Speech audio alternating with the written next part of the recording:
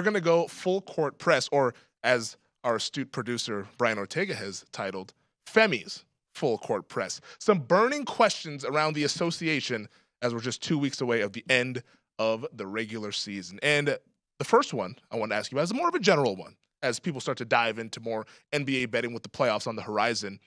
What do you see as one of the bigger mistakes that bettors make at this time of the year betting the NBA?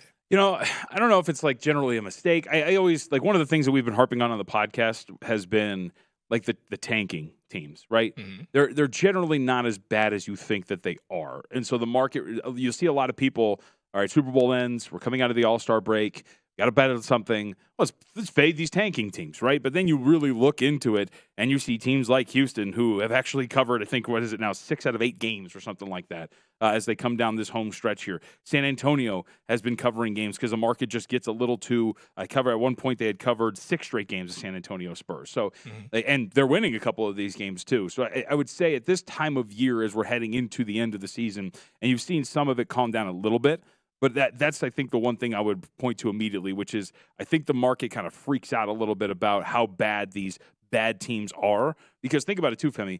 A lot of these teams, San Antonio, Houston, Detroit's actually been really bad, so we won't include them. Yeah. But they've built such a lead, we'll call it, between them and the rest of the NBA.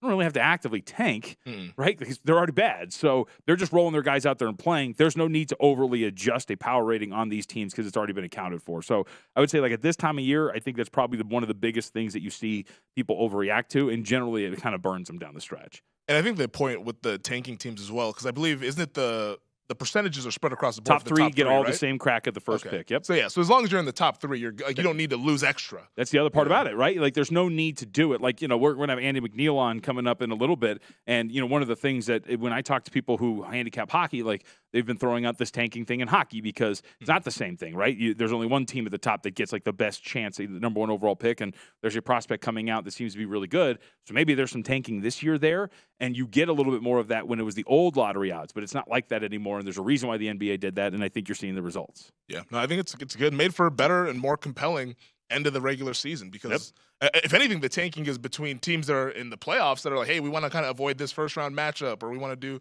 do kind of weird stuff like that. And I know it's one of the questions, so I think it'll tie nicely, or some of these teams that have been eliminated without officially being eliminated see the writing on the wall, and they're like, we might as well maximize what we're potentially going to get here, right? And we'll rest some certain players. I think those are the ones in that nexus of not being eliminated yet, but not anywhere near the play, and that I think you really want to start to point at. Visit VSiN.com to get current odds, listen for free, find showtimes, and download VSiN sports betting podcasts.